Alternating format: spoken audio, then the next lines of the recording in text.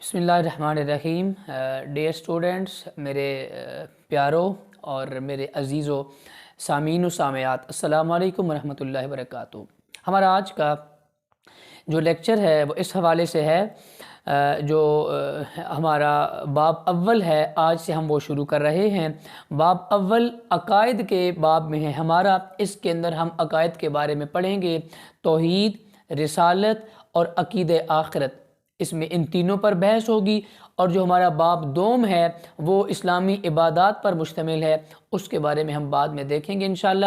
اب ہمارے پاس باب اول ہے عقائد اسلام، اور عقائد اسلام میں پہلی چیز ہے توحید، توحید باری تعالی، یعنی اللہ کو ایک ماننا۔ ڈیئر اسٹوڈنٹس، جو شخص بھی دنیا کے مختلف آسمانی مذاہب اور خاص طور پر اسلام کا مطالعہ کرتا ہے، اس کو اس بات کا اچھی طرح اندازہ ہو جاتا ہے کہ ان تمام آسمانی مذاہب نے اپنی تعلیمات میں سب سے زیادہ جس چیز کو پرائرٹی دی ہے، اہمیت دی ہے، وہ چیز ہے اللہ رب العالمین کی ذات پر ایمان لانا، اللہ کو ایک ماننا، اور کوئی بھی اس کا وحدہ، وہ وحدہ لا شریک ہے، اس کی ذات و صفات میں کسی کو بھی اس کا شریک نہ ٹھہرانا۔ یہاں پر کچھ سوال پیدا ہوتے ہیں، کچھ سوالات جو عرصہ دراز سے، جیسے گزارش کی تھی، پچھلے تقریباً 250-300 سال سے یہ سوالات ذہنوں میں گونج رہے ہیں کہ وجود باری تعالیٰ کیا ہے، پھر اسی طرح خدا کی ذات کیسی ہے، پھر تیسرا سوال کہ یہ جو نظام کائنات ہے، یہ نظام کائنات کون چلا رہا ہے۔ یہ اہم ترین سوالات ہیں۔ ویسے تو سوالات بہت سارے ہیں جو معترضین نے اٹھائے ہیں، اور پھر ان کے جوابات بھی دیے گئے، لیکن یہاں یہ اہم ترین بنیادی 3 سوالات تھے۔ پھر اس کے ضمن میں تمام ماہرین نے، دانشوروں نے، فلسفیوں نے اور اہل سائنس نے اس بات پر گفتگو بھی کی ہے، اس پر بہت ساری بکس بھی لکھی گئی ہیں اور خصوصیت سے کلام بھی کیا گیا ہے، لیکن تمام تر فلسفی اپنی پوری طاقت اور پورا زور لگانے کے بعد بھی کوئی خاص رہنمائی انسان کی نہیں کر سکے، یا کوئی خاص جواب نہیں دے سکے ہیں۔ اور پھر اسی طرح آپ دیکھیے گا، آپ کے سامنے ہے کہ پچھلے 250-300 سال میں جو اللہ کی ذات کے حوالے سے مختلف چیزیں کی گئی ہیں اور مختلف باتیں کی گئی ہیں، اس کے بارے میں آپ یہاں تک دیکھیے کہ جو لاپلس تھا، سیمن لاپلس، اس کا ہم نے ایک دیکھا تھا، سیمن لاپلس نے کتاب لکھی نظام شمسی کے بارے میں، اور نظام شمسی پر اس نے جب کتاب لکھی کہ کائنات کا نظام اور نظام شمسی یہ کیا چیز ہے، تو اس وقت جو جرنیل تھا، فرانس کا بادشاہ تھا نپولین بوناپارٹ، جس کے بارے میں آپ نے پڑھا بھی، نپولین نے جب اس کی بک پڑھی، کتاب پڑھنے کے بعد اس سے پوچھا کہ لاپلس، تم نے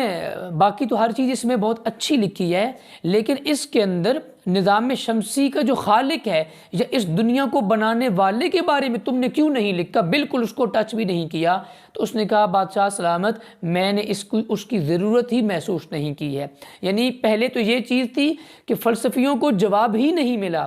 اور پھر دوسری بات کہ جب جواب نہیں ملا تو انہوں نے خدا کی ذات کا انکار کر دیا، اور پچھلے 250-300 سال سے اس پر بحث ہو رہی ہے کہ خدا ہے یا خدا نہیں ہے۔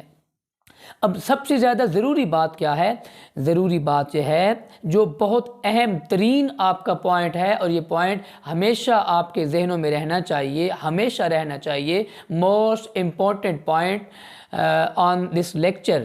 وہ یہ ہے کہ خدا کا وجود حسی اور مادی نہیں ہے، جس طرح ہمارے وجود ہیں، ہم محسوس کرتے ہیں، ہمارے وجود فانی ہے، ختم ہونے والے۔ خدا کا وجود حسی بھی نہیں ہے اور مادی بھی نہیں ہے تاکہ محسوس کیا جا سکے، بلکہ خدا کا وجود ما بعد طبیعی ہے، اس کو محسوس نہیں کیا جا سکتا۔ پھر دوسری چیز، ہم اشیاء کو، ہم دنیا کی چیزوں کو ہم سینسز کے ذریعے پہچانتے ہیں، اپنے حواس سے، جو ہمارے سینسز ہیں، 5 سینسز، ہم اس کے ذریعے پہچانتے ہیں چیزوں کو، لیکن خدا کی ذات وہ حواس سے باہر ہے، وہ جب حواس میں آ ہی نہیں سکتی، ما بعد طبیعی ہے، تو لہٰذا جو ہماری عقل میں نہیں آ سکتا، جس کو محسوس کر ہی نہیں سکتے، تو اس کے بارے میں پھر عقلی یہ چیزیں ماننا اور پھر اس لیے انکار کر دینا کہ ہم چونکہ خدا کو ہم نے دیکھا نہیں ہے اور خدا کو ہم محسوس نہیں کر سکتے، سو خدا ہے ہی نہیں، تو یہ ایک بے وقوفانہ سا سوال ہے اور اس جواب پر کوئی بھی مطمئن نہیں ہوتا ہے۔ پھر دیکھیے آپ، سائنس خدا کے وجود کے بارے میں کلام کرتی ہے کہ سائنس اور خدا کا وجود یہ کیا چیز ہے۔ اس کے بارے میں دیکھیے، سائنس کا دائرہ کار حسی ہے اور طبیعی دنیا تک محدود ہے۔ سائنس جو محسوس کی جانے والی چیزیں ہیں ان کے بارے میں تو کلام کرتی ہے، لیکن جو اس کے دائرہ اختیار سے باہر ہے، جو محسوس نہیں ہوتا، سائنس اس کے بارے میں گفتگو کرنے سے قاصر ہے۔ پھر اسی طرح آپ دیکھیے، سائنس کی تعریفات اس وجہ سے بھی ہم ریجیکٹ کر دیتے ہیں کہ سائنس کے مختلف شعبوں، آپ فزکس لے لیں، آپ بائیو لے لیں، سائیکالوجی لے لیں، دیگر جتنے شعبہ جات ہیں، ان تمام شعبہ جات سے جو نتائج حاصل ہوتے ہیں، وہ نتائج، وہ ریزلٹس آپس میں متصادم ہیں، وہ ایک دوسرے سے کلیشز کھاتے ہیں، لہٰذا ان میں سے کسی ایک کو بھی ترجیح دینا یہ ناممکن ہوتا ہے اور ہم اس پر نہیں کر سکتے۔ ہم کسی بھی سائنس کے ایک پہلو کا احاطہ کرتے ہوئے ہم